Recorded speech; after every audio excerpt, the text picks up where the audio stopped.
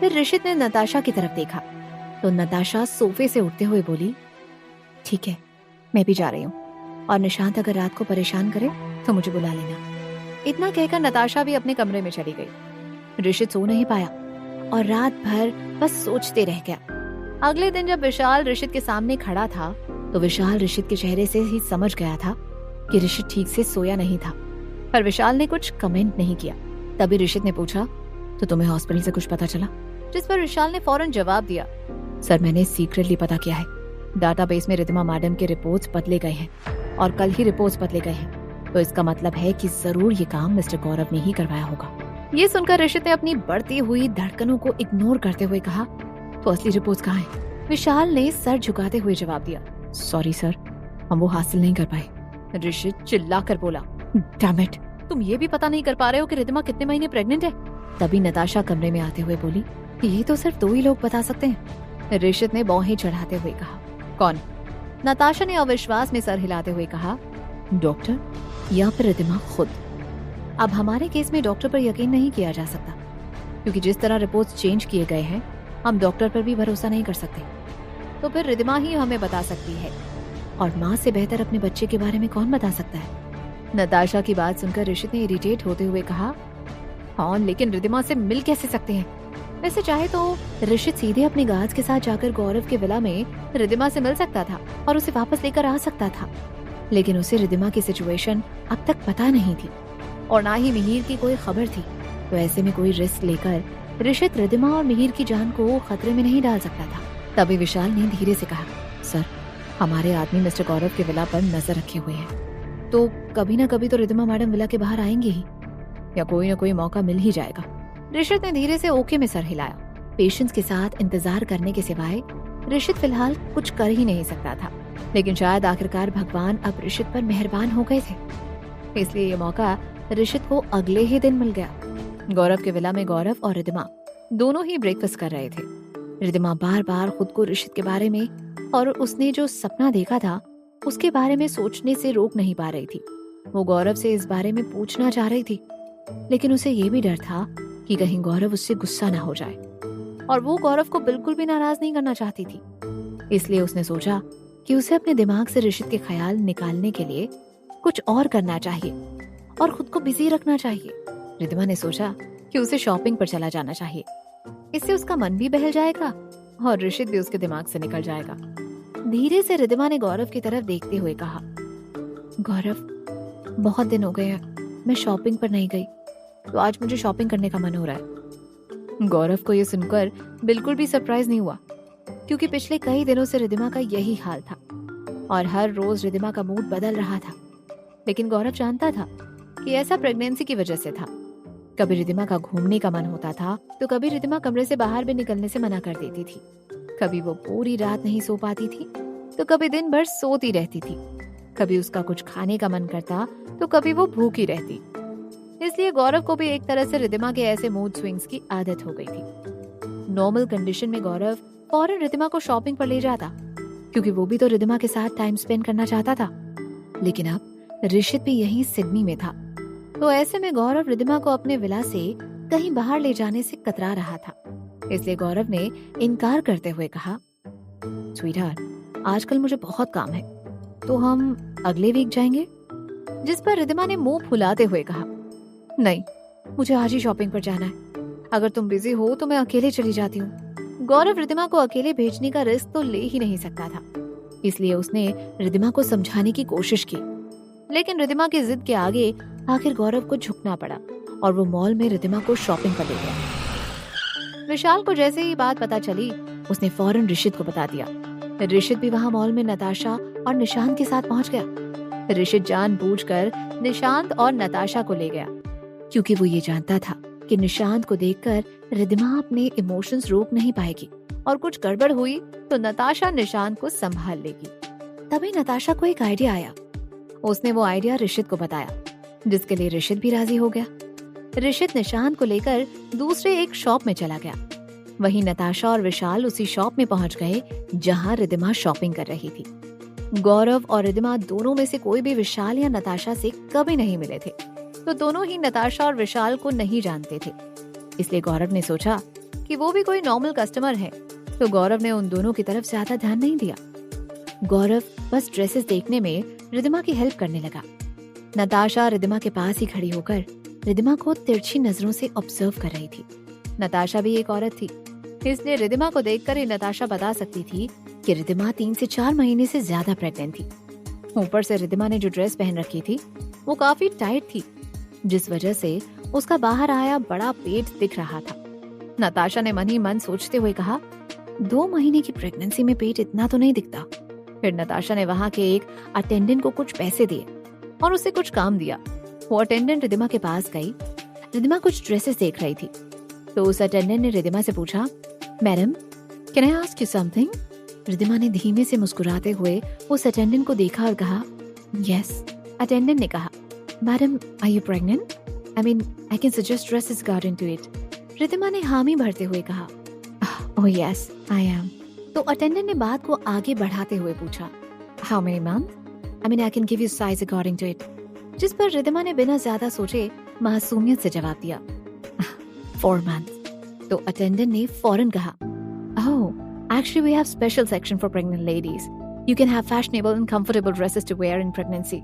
जिस पर रिदिमा ने उसे उनका स्पेशल सेक्शन दिखाने को कहा और वो अटेंडेंट वहां से दूसरे सेक्शन में रिदिमा और गौरव को लेकर गई।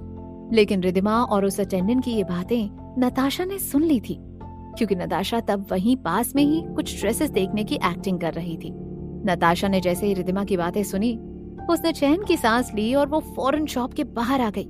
उसने ऋषित को फोन किया तो ऋषित फौरन निशांत के साथ दूसरे एक शॉप से बाहर आया।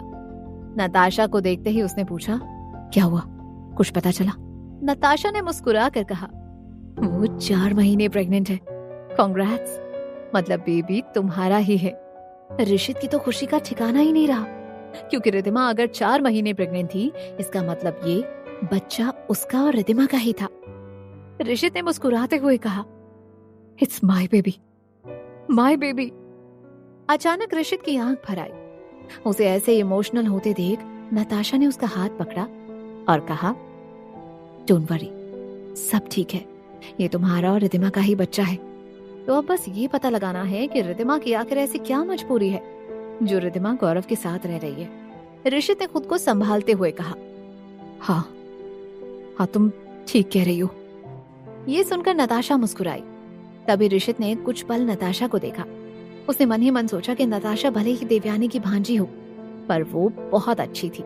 एक्चुअली देवयानी हमेशा से नताशा और ऋषित की शादी की बात किया करती थी, इसलिए ऋषित हमेशा यही सोचता था कि नताशा भी कुछ हद तक देवयानी और सूरज की ही तरह होगी। लेकिन जैसे नताशा ने 3 महीने से निशांत का ख्याल रखा था, उसके बाद ऋषित का नताशा को लेकर ओपिनियन बदलने लगा था। और अब सिडनी में आने के बाद जिस तरह नताशा ऋषित का साथ दे रही थी, उससे ऋषित को यकीन हो गया था कि नताशा एक अच्छी इंसान थी। नताशा ने आंखें गोल घुमाते हुए कहा, अब देख क्या रहे हो, जाओ जल्दी, उसे अकेले में बात करने का एक मौका मिल सकता है। मैं निशांत को लेकर किड्स सेक्शन में हूँ और रिदिमा अभी अभी प्रेग्नेंट लेडीज के लिए स्पेशल सेक्शन है, वहां गई है, लेकिन सावधान रहना, गौरव भी उसके साथ है। ऋषित ने निशांत का हाथ नताशा को थमाते हुए कहा, thank you so much. Natasha हंसते हुए बोली, अहो भाग्य हमारे जो आपसे थैंक यू सुनने को मिला मिस्टर ऋषित अरोड़ा, अब जाओ भी।